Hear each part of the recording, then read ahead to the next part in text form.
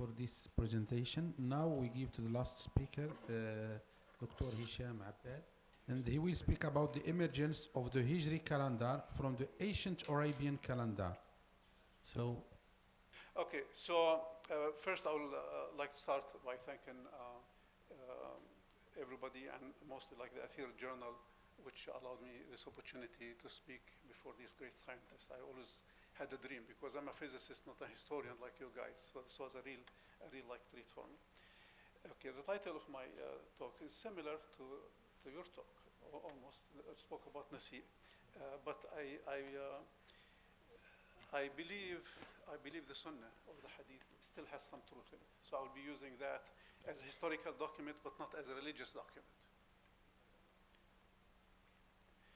Okay, these are the topics I will talk about. I hope I'll be able to go past number 2, but I'm hoping also there will be discussion afterwards in the half-hour discussion. So I'll try to go to the simple questions. The changes that I assume there was an Arabian calendar. It was rudimentary, like Dr. Mark said, but also rudimentary. We agreed yesterday, we were talking, both of us used the word rudimentary by chance only. But rudimentary also can come at different levels. So I assume there was an Arabian calendar, okay? And I assume there was an Arabian calendar, and that it changed because of the farewell pilgrimage, what happened at the farewell pilgrimage. I'll talk about that. And then why the changes were made.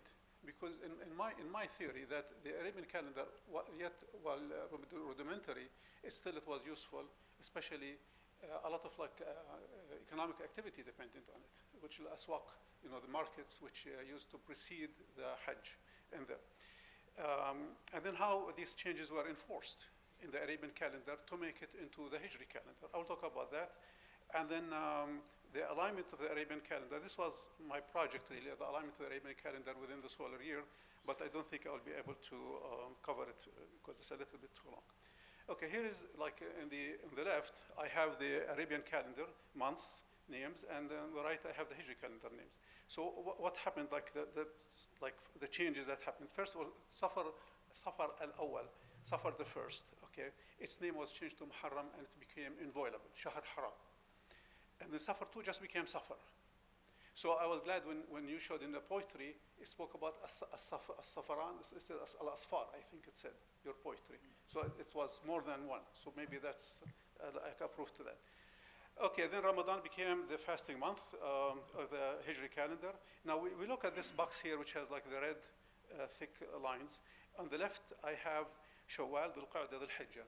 In the Jahiliya time, okay, and up to the end of the first decade of Islam. That's important because the Prophet and the Sahaba, they used that. Okay, the calendar which was also followed by Quraysh, except to the twist, it was a Medina calendar where they differed, where they applied the Nasi month. So the Haram months and the Hajj months. The Hajj months means the months which the season of the Hajj was conducted. Okay, the Hajj months in the Arabian calendar, the Hajj months in the Arabian calendar were Shawwal, Dhul-Qa'dah, Dhul-Hijjah, and they were the same in the Hijri calendar, Shawwal, Dhul-Qa'dah, Dhul-Hijjah. However, the inviolable months, okay, were Shawwal, Dhul-Qa'dah, and Dhul-Hijjah in the Arabian calendar, and in the Hijri calendar, they became Dhul-Qa'dah, Dhul-Hijjah, and Muharram of the next year, not the same year. Okay, this is my theory. So now, of course, the big thing was the Nasi. Okay, Nasi was the addition of 13th month, and I use as evidence to that is إن عدة الشهور عند الله 12 شهرا. Why 12 شهرا? Because there used to be months which had 13 months. And let's not forget that Quraysh actually, like the Islamic sources try to show us, was not living in vacuum. I mean, it was like the 6th and 7th century, okay, and people had in Yemen calendars, and they had the calendar of Petra and all of that. They must have learned about calendar, and I'll show you, they were very good at it. Okay, so now the Haram months again, Dhul-Qa'dah, Dhul-Hijjah, and Muharram. These were the changes made. So now we will see why these changes made. This picture, okay, is a satellite image of the Mecca area and the Haram, the Great Haram outside. The ellipse here, the yellow ellipse, encompasses the shrines which were used by the Jahiliyun. And I will excuse me saying Jahiliyun because it makes things like easier for me. I keep saying pre-Islamic and people also get confused. But I don't believe they were Jahiliyun. As far as I know, the Islam now accept they were not ignorant, but they were Jahiliyun about Tawheed. So I'll take it like that. Okay, so Arafat lies outside the great Haram or the great sacred grounds. And then Arafat had a name which I think remained active until the Abbasid Empire, and it used to be called Ilal. And Ilal is either was the name of a god, a Semitic god, or it's related to the name of a god. So Ilal was used, so Arafat was very, very holy to them also. And then we have Quzah. Quzah was a name which was transformed from the Edomite kingdom when the Anbat or the Nabatean people borrowed it, and it was the god of war and fighting in Quraysh, or maybe even in Batra, it was called the god of rain and storms. And then we have the Mina Valley. The Mina Valley had several shrines, and I will show them to you. The important thing here I want to attract your attention to is from Arafat to Quzah is 8 kilometers, and from Quzah to the Kaaba is 10 kilometers. Now, Kaaba, of course, is part of the sacred grounds, but the Quraysh, when they did their pilgrimage, they only did it up to Mina. Mecca became part of it in Islam later on. At least that's what I read in some sources about that. So, of course, everything can be doubted. Okay. So here, okay, it's just like what shrines and for what rituals they did. Very briefly, I will read this. Pre-Islamic pilgrimages rituals included halt, wuquf at Arafat, followed by a sunset procession at Quzah. So they will go on the 9th of the Hijjah. Okay, and they will be following the sun as it sets. The sun had to be there. And then when the sun sets, it becomes the 10th of the Hijjah, okay, which is like the big day, which is called Yawm al-Nahr, when they some of the sacrifices. Okay, so now, and then, at Mina, they will have several rituals, which include first, giving the sacrifices, which is not the same in Islam, giving the sacrifices, then stoning the Jamarat, okay, and then they have the feast, which lasts about 3 days, Ayyam al-Tashriq. And that was called Ayyam al-Tashriq. Tashriq is important here. Okay. So, first of all, we have Nanusis. I'm very bad in saying Greek names. I gave up on it a long time ago, although I had many Greek friends. I think this is called Ambassador of Byzantine to Aksum, Ethiopia. And he wrote in 530 two important things. That there was 1 month aligned with the vernal equinox, which comes to be Rajab. Okay, and there were 2 months pilgrimage aligned with the summer solstice. They didn't say Hajj, they didn't say which months they were, they just said this has to do, the first one, the 1 month will be with Rajab. It has some kind of astronomical marker for it. And the same thing for the second one, which were really our interest here, 2-month pilgrimage aligned with the summer solstice. Okay, so Procopius, he wrote the book about history of wars between Byzantine and Persia. This happened in 530, by the way. In 541, okay, Procopius wrote, he wanted to go invade a Persian city, and then the commanders of the Syrian army said, we cannot go with you because the Arabs will loot Syria. And then the leader is named Belisarius, so you're lying basically. He screamed at them and said, no, the Arabs will be in their 2 months Hajj period. And they don't carry arms and don't attack anybody. So he went with the army for 60 days. He agreed with them to go for 60 days and come back. And this is in reliance that it was 2 months period. And this will be, of course, the Hajj and summer solstice day. Okay, so this is a topographic map, like I didn't show before. Now, and thanks, of course, to Dr. Belmonte, I learned this from him to play with the geography. Although he did not allow me, or he objected that I would say this is archaeoastronomy, but I use it sometimes. So I will see if he today will agree with me or not. Okay. So Arafat, Quzah, and Kaaba, it turns out they lie on the same straight line. Okay, I just made a straight line between the 3. So now if it was 2 points, you can always make a line between 2 points, but when you have 3, it's hard. And the amazing thing is that this, like I said, this is 8 kilometers from Arafat to Quzah, and it is 10 kilometers to Kaaba. And there are some mountains in the way, these mountains here.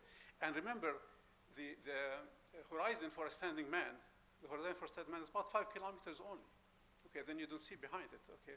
So they must have put a lot of work to do this alignment. Now the thing is, the amazing thing, if you extend this line to the horizon, it will go exactly where the sun sets on summer solstice day. Okay, so this cannot happen by chance. Okay, so this here, okay, the calendar, okay, is there, and this is a fixed effort which Dr. Marx was talking about. Okay, there's a fixed evidence for it. Now this is done the only timer. Okay, I have 3 more to show you. Okay, so now they go to Qazah. Okay, they arrive there after sunset, just like when the sun sets, about something like that, and then they wait for the sun to rise in the next day. And then the true time of the Hajj, which are calculated from aligning the Arabian months with respect to the solar year, okay, varied between August 11 to September 7. There are 10 years, I counted them, okay, and they go between August 11 and September 7. And then what they will see, this is a 3-dimensional, I mean, thanks to Google, of course, 3-dimensional picture, a person or a pilgrim standing in Qazah, okay, he will see the sun rising from the mountain behind the plain of Arafat. It's like a hilal, goes like a hilal, and it has peaks which are like 1,700 meters high. Okay, so the sun will appear as if it rose above the peaks of mountains, as if it was the turbans on men's head. And there's a hadith about that. The hadith says the people of ignorance, Jahiliyun of course, would halt at Qazah until the sun rises on mountain peaks as if it was turbans on men's head. This is in Al-Waqidi, and Al-Waqidi, he's not very reliable, but you know, when I write the article, I will put my sources and I will classify them, but now there is no time for that. But let's take this as an assumption, of course. Now the amazing thing also, at this time of the year is hail, canopus, okay, which is until now, it's a mark for the Arabs, that they will go from summer, the heat of summer, into the start, the cooling of autumn. Okay, so this here are not happening on summer solstice day. It's happening with the dates I just showed you, from August 11 to September 7. So this is 2 months after the Columbus or the Nasi. The Nasi is the guy who will apply the 13th month. So I'll call him Columbus from now, or Calamus, which is a Greek word, by the way. It turns out it's a Greek word, not a calendar word. Okay, عن ابن عباس قال كان أهل الجاهلية يقفون بالمزدلفة حتى إذا طلعت الشمس فكانت على رؤوس الجبال كأنها العمائم على رؤوس الرجال. So this is recorded as this what they have seen right here before in Arabic, and this is its translation. Okay, so now we will go to Mina. Mina, okay, has, let me tell you the names of this. This here is called Khifu Kinana. This is the residence, at least during the Hajj period, the residence of Al-Qalamus. And the evidence for that is there, that when Quraysh wanted to sign the boycott agreement against the Prophet between their different clans, they traveled from Mecca to the Khif Kinana, or the Kinana Cliff I called it, to have the endorsement of the Nasi. What does it show? It shows the Nasi was a big guy, okay, for all the clans of Quraysh to go to him and do that. So this is Khif Kinana, and also until today, the pilgrims collect their pebbles, which they will throw the devils. Okay, and there they used to, we don't know why the Quraysh threw stones here, but there are some theories about it. So this is Khif Kinana. Now there is a mosque over there called Jami' al-Khif, the mosque of Khif. Okay, and the Prophet said when he took this over, it was the only property for Quraysh that I know of that the Prophet confiscated from Quraysh, because he said 70 mounted prophets prayed at this spot, and since then it became a holy place. Okay, so the Prophet also realized the importance of these people to the Arabs in general. Okay, so here, this green arrow here, the light green arrow, or the bright green arrow, is shows the summer solstice day, okay, but it's at the horizon. So the mountain, this is a mountain here, Mount Thabir Ghina, which borders the Mina Valley from the north, okay. So here, this happens on summer solstice day, and then it moves. When it moves, when the sun starts rising, it will overcome the blockage of the mountain, and then this will be the arrow. This is the third time marker for Columbus to use. Okay. Now this happens about 20 minutes, but now we go to the things which happen. So this is the marker, the yellow arrow. Okay, he will see it between these 2 peaks, 9 and 10. And there is an author, الجواد, عليه, he wrote المفصل في تاريخ العرب. I don't know his name in Arabic, okay, but it's a very famous book. He said there was a god there. Sorry? قبل الإسلام, yeah, العرب. 3 minutes. Okay, All right. So okay, I knew this. So please, I want a volunteer to ask me questions about what's coming. All right. So this happens on September. I mean August 7, August 11 to September 7. Okay, and 8, 9, and 10, these are the peaks. So this mountain was also holy to the Muslims. And I'm sorry, about 5. 5 is the sacrificial altar of Quraysh. Quraysh used to kill their animals there. So this is why I drew the picture here. Now, when the sun arises at this range here, it will bathe the slaughtered animals, their blood. And maybe that was an act of worship, certain worship, to validate their victims. But I don't know about that. Like, this is just my speculation. This is a three-dimensional picture. Here are the 3 jamarat. And I speak about jamarat, I think most of you know about them. Like I said, they just throw stones at them, but we don't know why. In Arabic, in Islam, this is because they invent the story of Abraham. Okay, this is the Islamic interpretation. Okay, this is a jamara, the shape of a jamara. And as you can see, its footprint is very small. Okay, and then if we go to 3 jamarat, you stand here at the Jamara Sughra, and then you, in summer solstice day, you will see the sun rising along this line, which passes through the Aqaba Jamara. And this is was done, like we were talking, I think, with Dr. Robin, that the early civilizations, they used to, when they want to build their structures and their geography, they will build these things after thought. So we have 4 markers for Al-Qalamus to know when to apply the day, apply the month. Now, the thing is, measuring when the summer solstice happens is simple. You don't have to do all this. You bring a tall stick, put it in the ground, and then see when the shadow is minimum. Okay, but now that means they did this, which of course required a lot of effort. Okay, because it meant something religious to them, besides finding when the summer solstice is. Okay, so why the changes were made. Now, this is my conclusions, of course, but let me just finish this and I will stop, okay? First of all, this is long to read, but basically, the Nasi, which I was adding a 13th month, was done because Nasi was so intimately related to the worship of the sun. And the Tawheed principle doesn't want the Nasi or Kinana, which was hostile to Islam in the first 10 years, okay, to have any say in making the calendar. So the Prophet in 632 was actually putting the conditions for a new calendar. So the first thing is then, because Nasi wanted, the Prophet Muhammad and the Qur'an wanted to, of course, between double quotes, wanted to dissociate or cut any change, any relation between Islam and the worship of the sun in general, okay? And then, of course, there's a political dimension. Kinana, like I said, were in principle hostile to Islam because they were the guardians of the pagan religion of Quraysh. And Al-Qalamus is tied to Greek mythology because Al-Qalamus, as Maxime Rodinson in his book Muhammad, he writes that Al-Qalamus came from the reed pen, which is in Greek mythology. And in Greek mythology, the pen was exported or learned from all the Semitic people. In any Semitic language, you know the name Al-Qalam, okay, and this is like Al-Qalamus. So all of these reasons negate the regular Islamic story that Nasi was forbidden because the Arabs wanted to go fighting and Nasi was corrupt. Because if it was like this, Islam could have just fired him and put another person who's not corrupt. Okay, but this was more at the fundamental level. And then my next slides, I don't have time, I guess, now. So sorry. Yeah. Sorry. Maybe we so, in the discussion. So I hope somebody will ask me, how do you put the months of the Arabian calendar with the solar year, within the solar year? Okay, thank you so much. Thank you.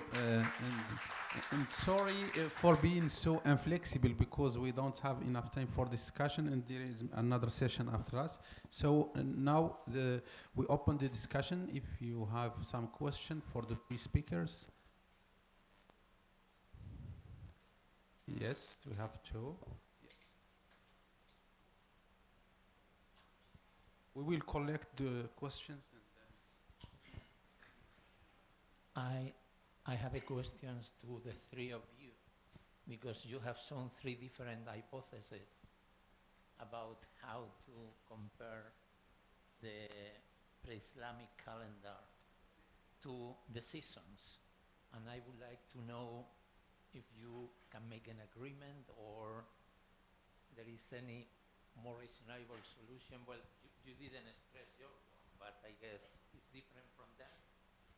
It's the same.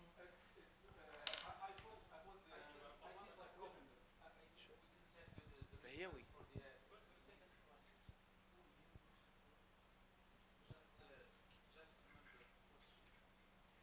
I wanted to add just a small point to Michael Marx. We have a double name in Yemen in the Himyaritic calendar, ذو سرب الأول ذو سرب الثاني. So there is a kind of organization of the month to be organized in couples. But yes, it's very astonishing to have two couples in the Muharram and the Hijjah calendar, like in the Syrian calendar.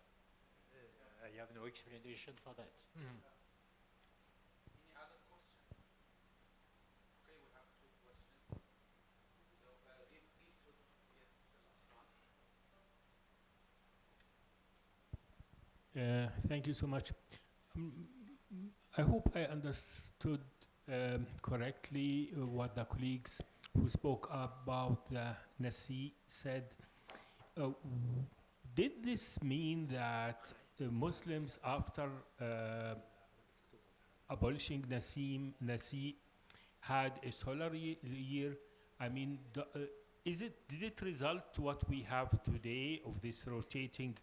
I mean, did they lose that mechanism through abolishing Nasi? Through abolishing Nasi? Thanks.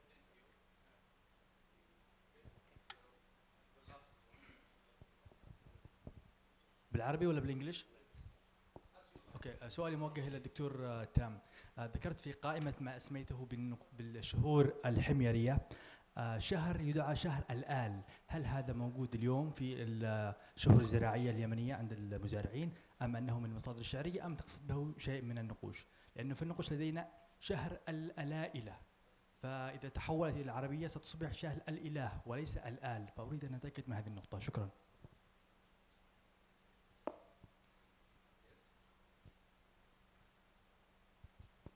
شكرا جدا لإتاحة السؤال.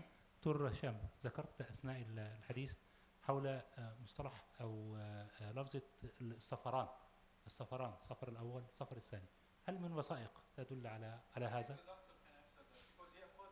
أوكي. السفر أيضا لا هل لا لكنها أحيانا قلت إن شهر محرم يأتي في نهاية العام، في نهاية العام، ليس في يعني الفرس.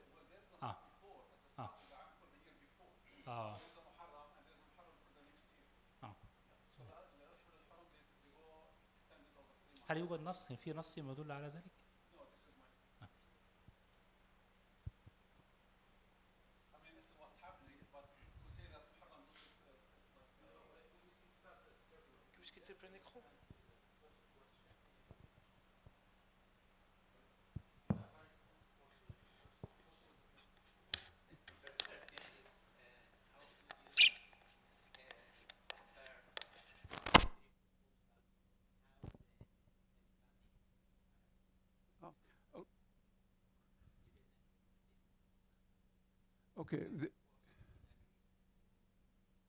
Okay. My conclusion, which I was going to show afterwards, is the arrangement of the months. Okay, correspond to what Rupert said. Which is the new year started in autumn, in September, early September. Ramadan would have stayed with the Hilal in May. The Hilal in May, which is the sorry? Jumada will be in the cold season, around, I think, if I remember correctly, February, or maybe part of January or February and March. No, they don't reach March, like January and February.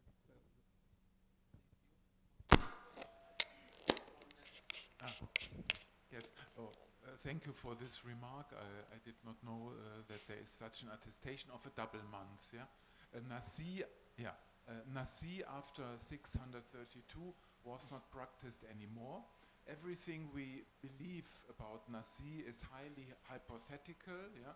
We don't know what this term means, and the debate to find out the prehistory of the Islamic calendar is especially concerns the period between 622 and 632. Yeah? There are three possibilities. There was no intercalation. Okay, the Meccan calendar was as it is today. But then why such a fuss about Nasi? Okay, second possibility, they stopped already in 622. De Blois says, yeah, the Prophet and the community, they wanted to show that they are different from Mecca, so already then they abolished. If I'm not mistaken, Robin has the argument that this was not possible. The Muslim community in Medina was not strong enough to impose such a thing, if I correctly understand, and that this was done only in 631, 632. So these are the possibilities. My small addition here is I do not believe that this is a real calendar before 632. It is never written. Everything we believe about the names and their meaning is very hypothetical. The question when was Ramadan then and so also highly hypothetical, and we even do not know if Ramadan was a whole month of fasting or just ayyam ma'duda. So there are many questions, and frankly I do not believe that one can really clarify all these questions. I think the sad story might be that there will be a lot of dark spots in all this matrix, but to read our notion of calendar into the time before 632, I think is highly dangerous. Sorry. Thank you. الآن أعطي الكلمة للدكتور مقبل لكي يجيب على سؤال الأخوين. الأخ محمد، بالنسبة للاسم الذي ورد للشهر الآل، فهو ظاهره محكوم بالنص الذي ورد فيه وهو شعر، والشعر غير قابل، يعني ربما يكون فيه نوع من التصرف، ولكن المصادر الأخرى تذكر له أشكالا أخرى ولا نستطيع التحقق من دلالته إلا بما ورد في النقوش. هو الذي ذكرته الآل موجود، موجود له أشكال أخرى، ولكن هذا ليس في النصوص الشعرية. ثم الكلام بشكل عام على الشواهد التي ذكرناها هو على أقدم الشواهد، وأقدم الشواهد في العادة تكون نادرة، ولكن كل الشهور موضوع بحث لإمكانية التثبت من لفظها ومن رسمها ومن مقاربتها بما ورد في النقوش. شكرا. بالنسبة للدكتور أحمد، ذكر الدكتور ربما يكون سؤالك مذكور عن كون شهر صفر الأول وصفر الثاني. الذي عندي هو الجمع أصفار، ولكن الأصفار هو جمع لصفر بمعنى تكرر الشهر نفسه، وليس لأن يكون له شهرين، ولو كان شهرين لما جاز جمعهما. شكرا.